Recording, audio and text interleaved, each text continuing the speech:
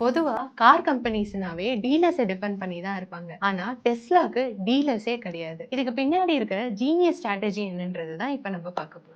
டீலர்ஸ்க்கு இருக்கிற பெரிய ப்ராஃபிட்டே என்னன்னு பார்த்தீங்கன்னா, கார் சேல்ஸ் பண்றத விட ஆஃப்டர் சேல்ஸ் அவங்களுக்கு கிடைக்கிற ஆயில் சேஞ்ச், மெயின்டெனன்ஸ், ரிப்பேர் இதுல தான் வந்துட்டு அவங்களுக்கு மேஜரான ப்ராஃபிட் கிடைக்கும். பட் டெஸ்லா மாதிரியான ஈவி கார்ஸ்ல வந்து பார்த்தீங்கன்னா, இந்த மாதிரியான மெயின்டெனன்ஸ் செலவே ரொம்ப கம்மியா இருக்கும். டீலர்ஸ் வந்துட்டு ஈவிஸ ப்ரமோட் பண்றது மூலியமா அவங்களுக்கு ஒரு ரெக்கரிங் இன்கம் இருக்காது.